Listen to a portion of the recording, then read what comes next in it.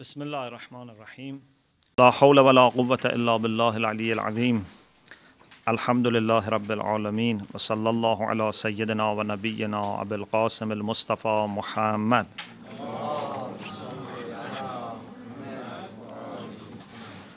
وعلى آله الطيبين الطاهرين لا سيما بقية الله في الأرضين عجل الله تعالى فرجه الشريف وجعلنا من أعوانه وأنصاره وشيعته إن شاء الله.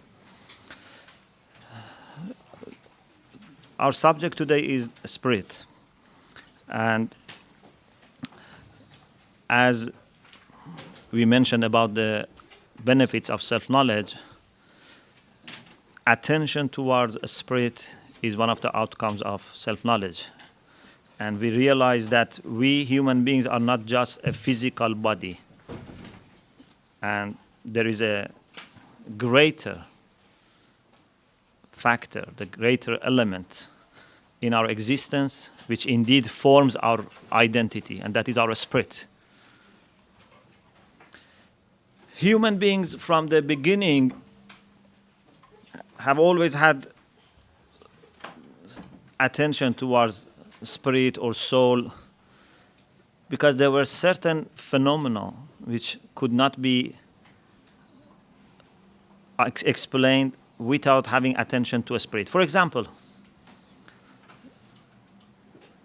when they had experience of dreams, and then dreams becoming sometimes true, so they realized that there must be something more than just the body that can work out dream, and sometimes, foreseeing something, sometimes knowing something which has happened in another place, and then finding that it is true. Or, for example, they were aware that there is a difference between human beings and animals. Although animals are somehow intelligent, they do very sophisticated acts. But most of the time it's based on instincts. But human beings are free, and this is why you cannot predict always what human beings are going to do. Sometimes you can predict, sometimes you cannot predict. And this issue of freedom in human beings was something that could not be explained if the point of reference was just body. There was a need to go further. So this question has always been there, but when something as philosophy developed, when human societies become more sophisticated, and then there were people who specialized in different fields, then we had philosophers. So this was one of the very early questions in philosophy, the relation between body and soul, or body and spirit. In this discussion, I use soul and spirit as synonymous, although there are some technical differences. But in my discussion, I use them as synonymous. So from the beginning, there was this question that what is the relation between soul and body? Is soul just one feature of our body? Is soul just some activity of our body? Or it's something immaterial? So this was a question which was always addressed by philosophers. What we are going to do, inshallah, today, as far as the time permits, we are going to bring some arguments to show that a spirit is immaterial. It's not just another aspect of our body. Inshallah, we will mention some rational arguments and also some experimental arguments. But those who are interested in following up this discussion, they need to refer to the philosophical books. But inshallah, I think what we say and what is in the book would be sufficient for the current, context that we have. Okay. There are different types of arguments which have been mentioned by philosophers. I mean, the philosophers who believe in the immateriality of soul or spirit. A group of arguments are based on explanation of knowledge. So There are some arguments, more than one, but they all refer to knowledge, and by focusing on different characteristics of knowledge, they prove that this knowledge is immaterial, so the holder of knowledge also must be immaterial. I repeat, knowledge is immaterial, so the one who has the knowledge, the knower, must be also immaterial, and that cannot be body, because body is material. For example, we have knowledge about the things which are far greater than our own body. Okay? Suppose you go to a forest and you look at thousands of trees, which are very great, very beautiful, magnificent. Your body is even maybe smaller than one of those trees. Then your brain is even more smaller than those trees. But still, you can understand the greatness of forest as it is. It's very important, because here some people are confused. They say, okay, this is just like some microfilms. We have a micro picture of the forest in going through our eyes to the becoming transformed into electric waves, and then our brain reads them. But this is not what I am saying. I know this, but what we are saying is something different. We say whatever the process is, whatever is happening in eyes and in the nervous system and in brain, this is not knowledge. These are all to prepare for our soul to have knowledge. Why? Because in the end, we are able to understand the forest in its greatness, as great as it is. It's not just that we have a micro picture of the forest. If you have a micro picture of the forest, you will never understand the forest, how big it is. You can just compare, you say, okay, in this microfilm there is a forest and there is a big mountain behind the forest, and that's bigger than this. Just by comparison, you find which is smaller, which is larger, but you really don't understand how big is that mountain, how big is that forest. Okay? So you can understand what is smaller, what is bigger, what is larger, but you cannot understand this real size. But what happens in human knowledge is that when I stand in front of a forest or ocean or whatsoever, I can understand its greatness in its reality. And I understand that that is something much bigger than me. Okay? So this knowledge cannot be something which happens in the body, because our body is smaller than that. How can something which is smaller contain something which is larger? This is one argument that you find in many philosophical books, like by Avicenna, by Mullah Sadra, and other philosophers. The other argument is, again, about knowledge, that human knowledge is unchanging, is not changing. In Barakat, I explain what does it mean, then I go on with the rest of the argument. We mean by changing that what you know can remain true even after thousands of years. Okay? For example, this is a matter of fact that we all know that in such a date, in such a time, in such a place, there is a class going on self-knowledge. Okay? This is what we know. After 10 years, still this is true, and we know that this was the truth. After thousands of years, if we are still there or if there are other people, still this is true. And if you compare the knowledge that you have today about this fact, and the knowledge that you are going to have after 10 years about this fact, and the knowledge that you are going to have after 1,000 years, inshallah, if you are given long life, about the same fact. These pieces of knowledge are the same. These are not changing. You cannot say that, okay, my knowledge is now somehow different. No, the same thing either is true or false, and this remains as it is. You cannot say, okay, this is true now, but 10 years later it becomes less true. 1,000 years become least true. No. The knowledge remains the same. Of course, you can know more about something. I don't mean by change knowing more.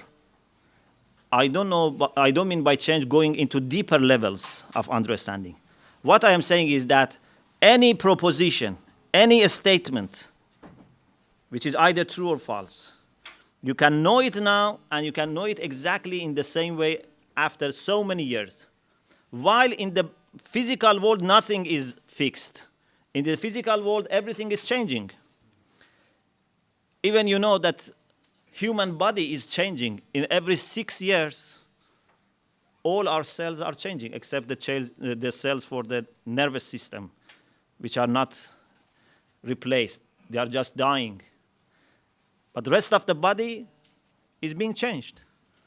So the hand which is there now, 6 years ago, was totally different.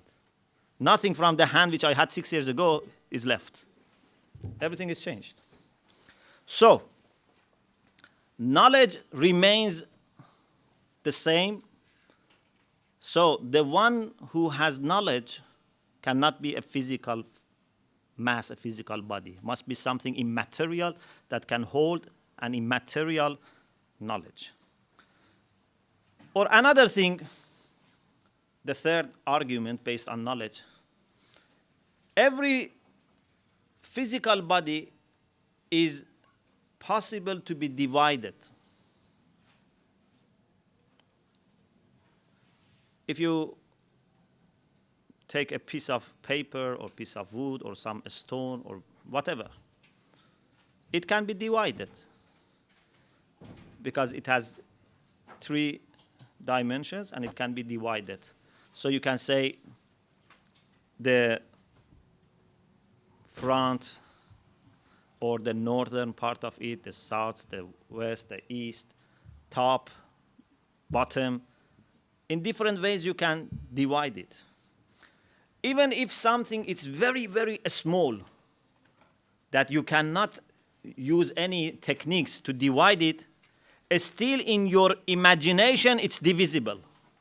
Yeah? If you have the smallest thing like an atom, still in your imagination you can imagine that there are different parts of that atom. So never division is stopping. Exposure to division, admission of division never stops in the physical world. You can always imagine something which has a body to be divided, to have different aspects. But what about your knowledge? Is your knowledge possible to be divided? If you know that, for example, God exists, or if you know that, for example, this chemical substance is built from this and this things, whatever example you have, my question is this: can you say this knowledge is divisible? Can you say northern part of my knowledge, western part of my knowledge, southern part of my knowledge, eastern part of my knowledge? Or it is one identity which accepts no division? Whenever you have a statement of truth, that cannot be divided. Yes, you can say this is the subject of that statement, this is the predicate of that, and this is the link. I know that.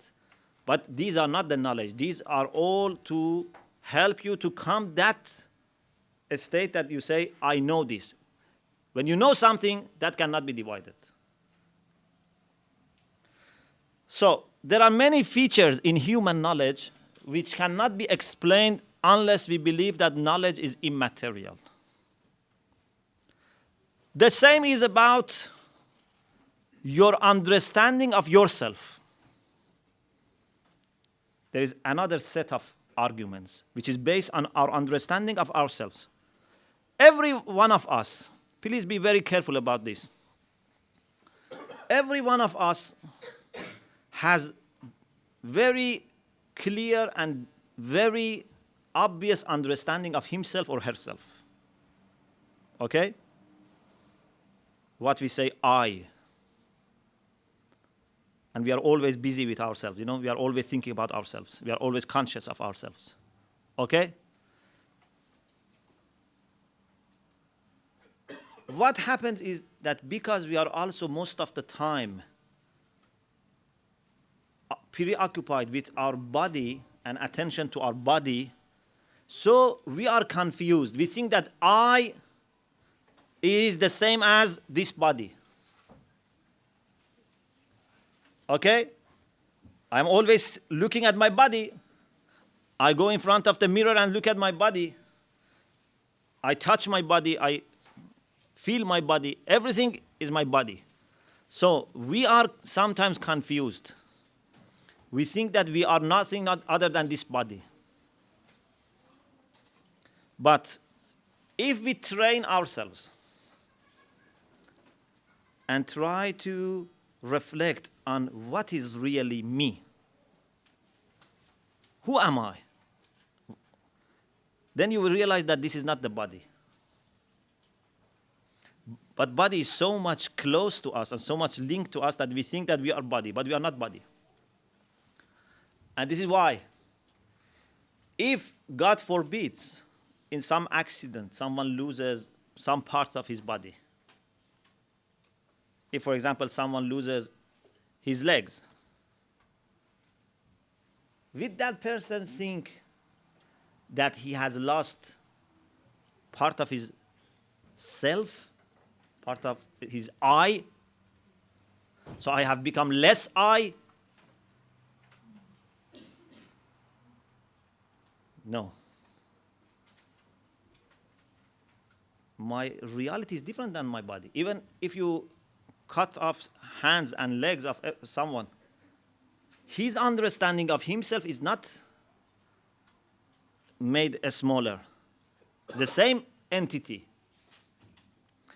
Avicenna has a famous argument which is very well known now in the even West, and that is the example of Rajul Mu'allaq, which means suspended man. The argument of suspended man. He says, imagine a person who has just been put in a place and he is suspending, so he is not sitting on anything or standing on anything so that he feels the place. And there is no light that makes him busy, draws his attention towards the light. The temperature is not very warm, not very cool, so just perfect so that you don't feel the temperature. Okay? It's like the temperature of body. If it's like the temperature of body, you don't feel it. He is not very hungry, he is not very full. If you are very hungry, you feel it. If you are very full, you feel it. He is not very thirsty and not opposite. Okay? So, there is no sound to draw his attention. So, if a man is put in such a place, in such a situation, that there is nothing bodily, nothing material to draw his attention, still that person would have some understanding of himself. Still that person would understand himself as I. Okay? You may say, we have never been put in that position, so we don't know.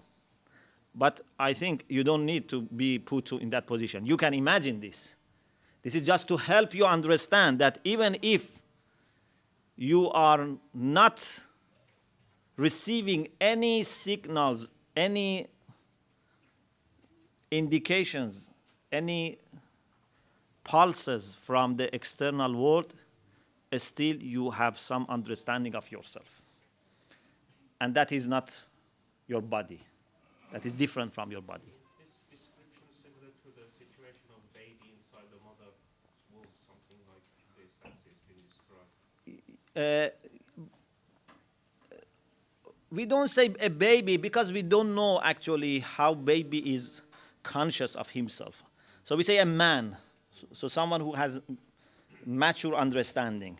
Maybe baby also has some kind of understanding of himself, but we don't know, how.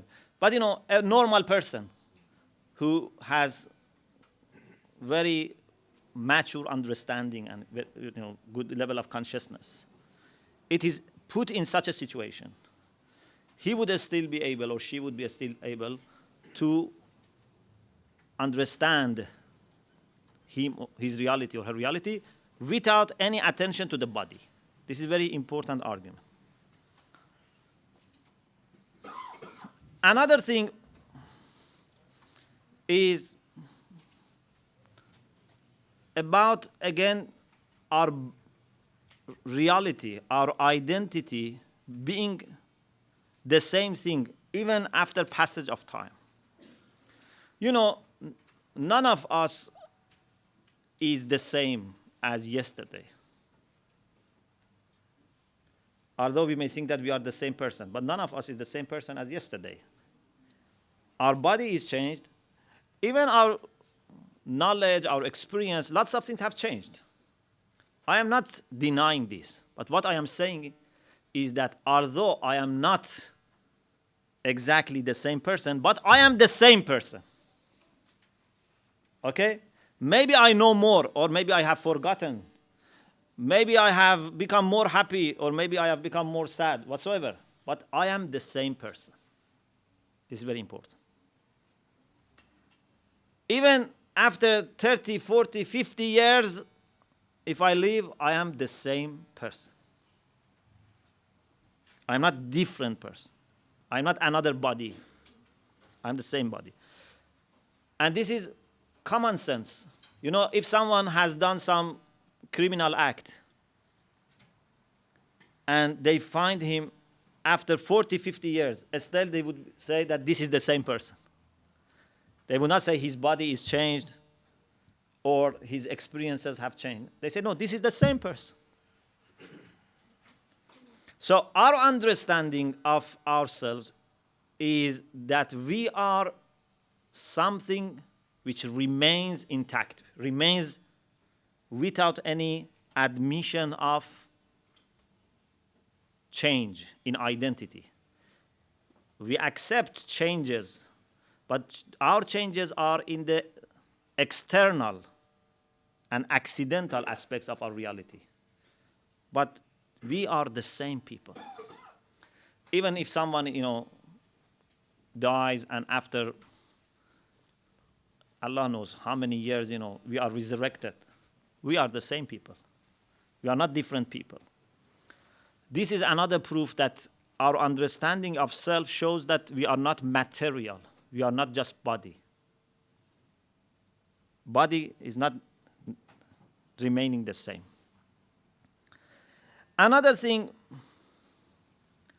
is that, and the late Imam Khomeini mentioned this argument in his letter to Gorbachev. Imam Khomeini had a historical letter to Gorbachev when still communism was in power. And he predicted that soon communism will be put in the museums.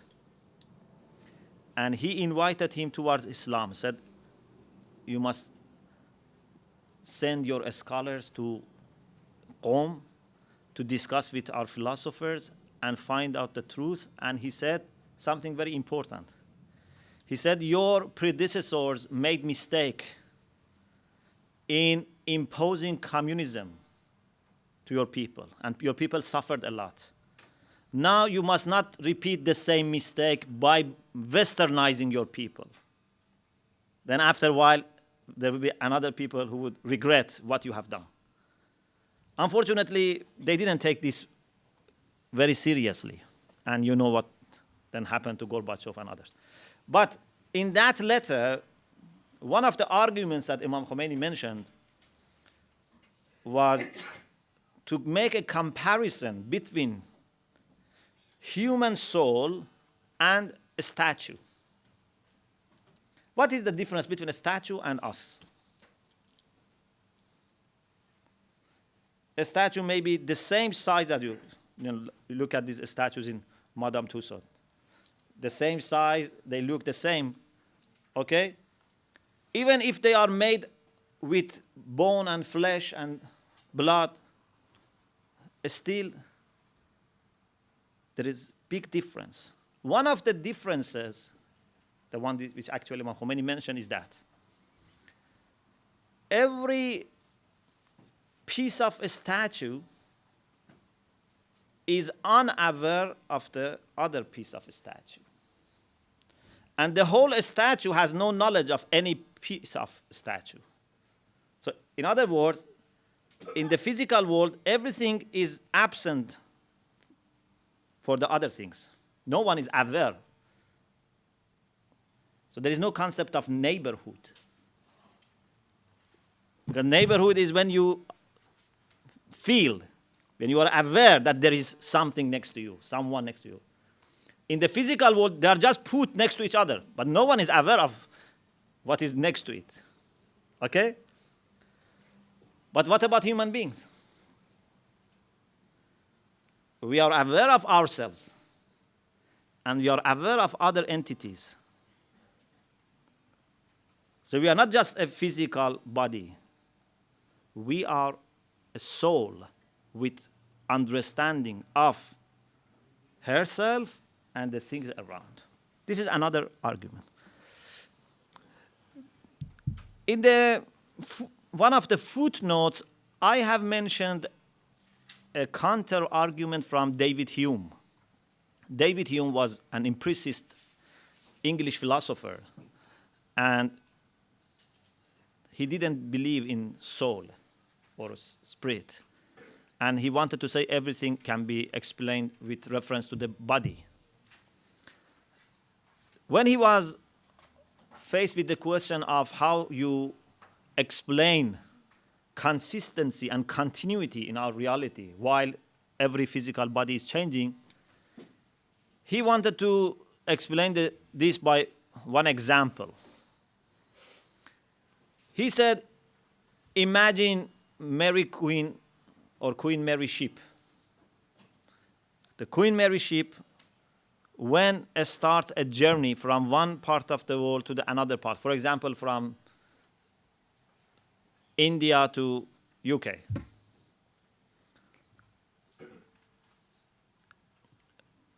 During the journey,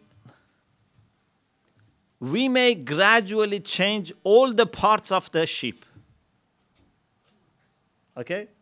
So with a careful plan, we replace all the parts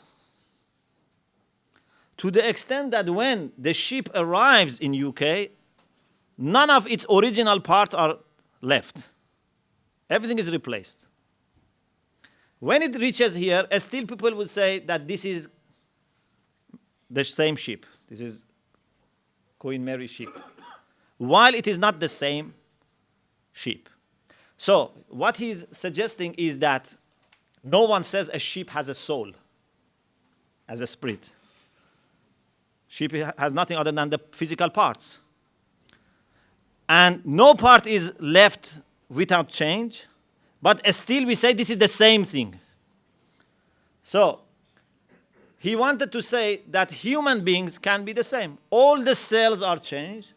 There is no spirit.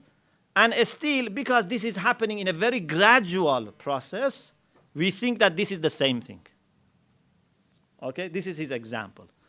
But if you look at the example, you find that this is not our case. This is some kind of illusion that people think that this is the same sheep.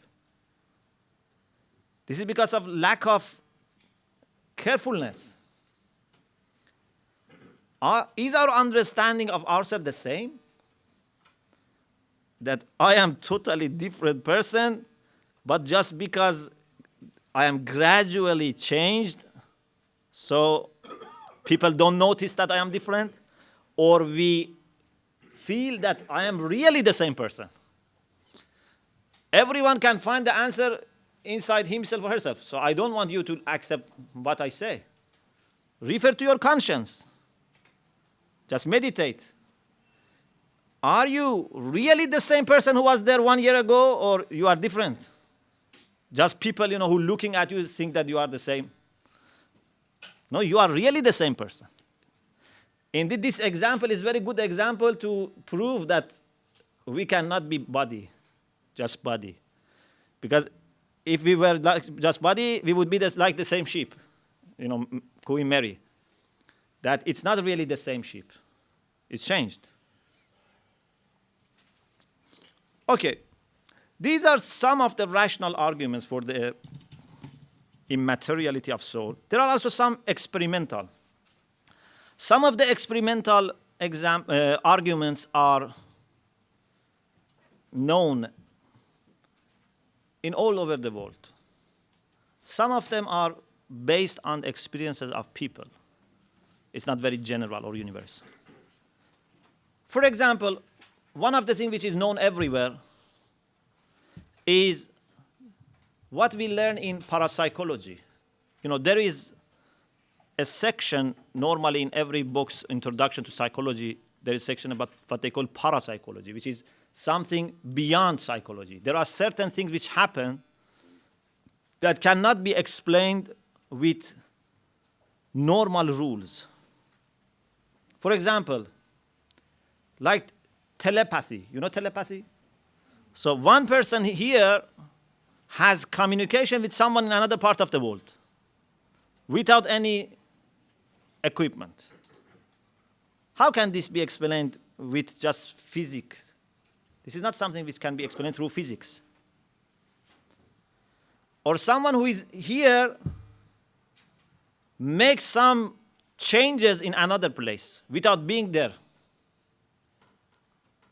Sometimes by looking, which is normal. This is quite, typical in these books. They mention, for example, the people who look at some knife or, a spoon or, fork. Just by looking, they bend the knife, for example. Sometimes even they may do something in another part of the world. This shows that we are not just body. If we were just body, so our ability to change would be limited to the access of body. Because the body can only influence those things which are accessible to body. Okay? This is not very difficult to understand. There are also something deeper, and that is the experience of the people who are trained. This is not a matter of being a pious person or not pious. It's a matter of mostly training and experience. That they can make you go to sleep and then have control over your soul. They can send you 10, 20, 30 years back, even to your childhood, and find out what has happened to you as a kind of psychotherapy, or maybe just for curiosity, for different reasons. Even sometimes, they send a person to another part of the world and brings news from what is happening there. This is quite happening. In addition to these examples, I have mentioned some examples from our own ulama that we are 100% sure about them. One example which I have mentioned here is about the brother of Allama Tabatabai. Allama Tabatabai, the author of Al-Mizan and many other books, had a brother and they studied together in Najaf. And they both were students of Ayatollah Sayyid Ali Qazi Tabatabai in spirituality. He was a very knowledgeable man. He had a student, brother of Allama Tabatabai, had a student that was able to communicate with the souls of the dead people. Sometimes through him, the brother of Allama Tabatabai communicated to philosophers like Aristotle, like Socrates, and Muslim philosophers. And whenever he wanted to clarify their opinions, he was asking through his student the same question to those people themselves. So directly communicating to like Aristotle or Socrates. And his student was not himself understanding, because the level of conversation was much more than what he could grasp. But he could convey the words without understanding them. And this is very well known. And I have given also reference to the book Ma'ad Shanasi by Ayatollah Tehrani, who was a student of both of them. Another example is what I heard myself from Ayatollah Hassanzadeh Amoli, who is very top philosopher and faqih, mufassir, even mathematician. And he said that when he was much younger, in summer, he used to go to, he's now old, he was very young. He used to go to his city, his town, which is Amul, northern Iran. And he used to give several lectures in the morning and then going home for some lunch and rest, then starting again. So he said, one day I went for rest after giving lecture and I was very tired. The children made noise. And I was angry with them because I wanted them to be silent. They didn't. I wanted again. So finally I got angry. I got angry with them, and then I felt my heart is dark. So I went to, make them happy. I went outside, bought some sweets, brought them, give them, but still my heart was dark. Because the people who are in the state of muraqabah, of observing themselves, even if they do a small thing, that will affect their heart. They understand this. So he said, I decided to go and visit the brother of Allama Tabatabai. So he took some bus or car, because at that time it was difficult to travel also, from Amul to Tehran, and then from Tehran to the city which the brother of Allama was living. And he said, when I knocked the door, the brother of Allama Tabatabai came and opened the door. After salam, without saying anything, he said, I had just conversation with Ayatollah Ghazi Tabatabai. And Ayatollah Ghazi Tabatabai had died many years ago. But I said, I had conversation with him, and he said, Aghay Hassanzadeh, who cannot control himself and gets angry with his children, how he has the hope that he can become a very high person in spirituality. So, how can you explain this with just reference to laws of physics? This is not possible. Someone in another part of the world knows what has happened to him, what he has brought him there. And then he says, I had conversation with the soul of my teacher who has died long time ago. So there is much more to be known about human being just than knowing the physiology of human being. Another example in the book is from Sayyid Jalaluddin Ashtiani, who just died a few years ago, very recently. He was in the city of Mashhad, resident in the city of Mashhad, and he was expert in Islamic philosophy and mysticism, and he has many books. He says once he had a conversation with the soul of Hakim Sabzawari, Mullah Hadi Sabzawari. Mullah Hadi Sabzawari was a great philosopher, and he has commentary on Asfar, and also he has commentary on Masnavi by Rumi.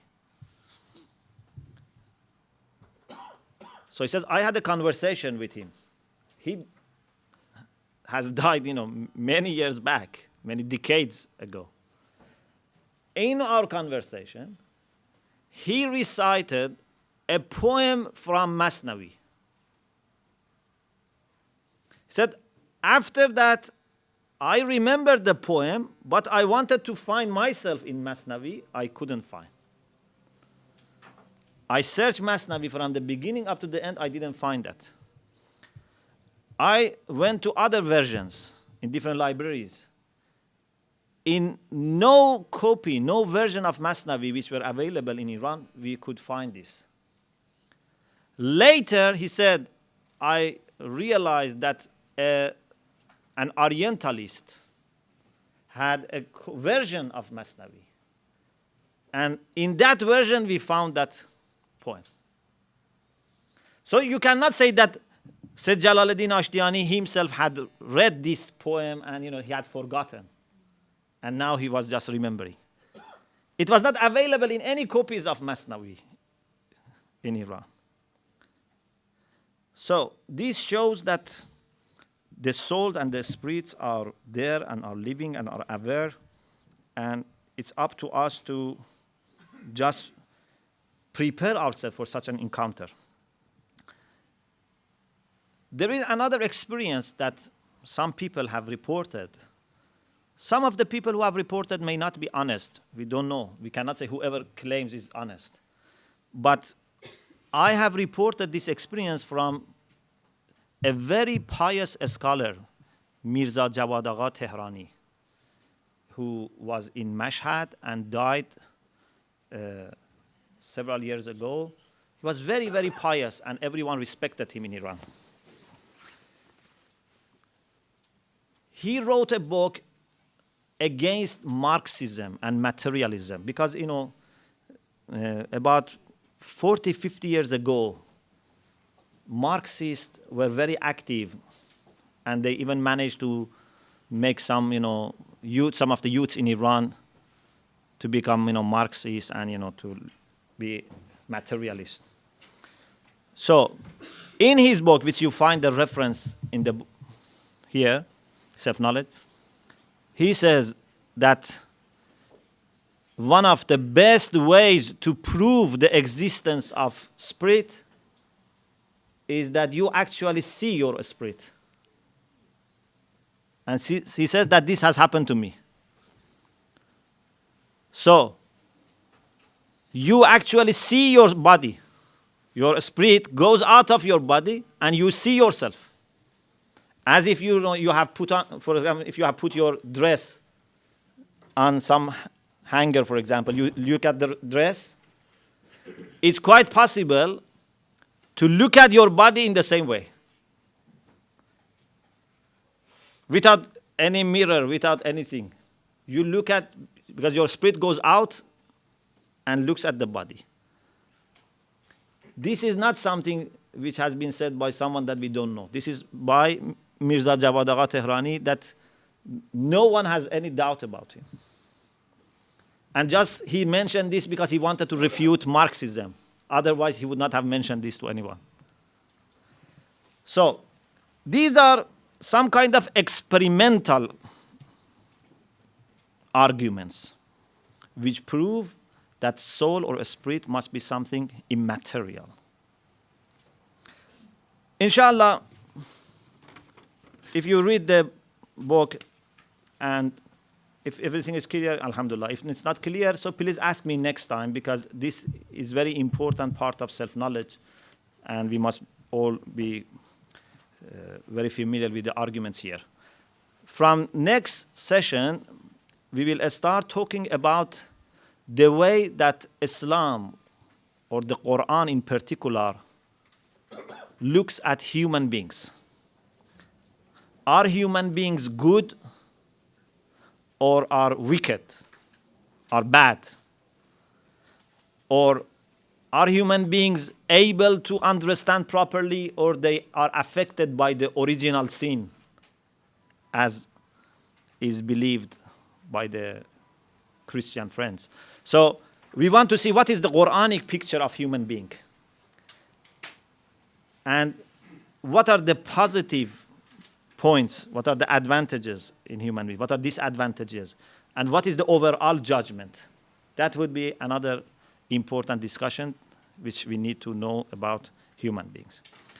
Thank you very much. Wa akhiru da'wana and alhamdulillahi rabbil alamin.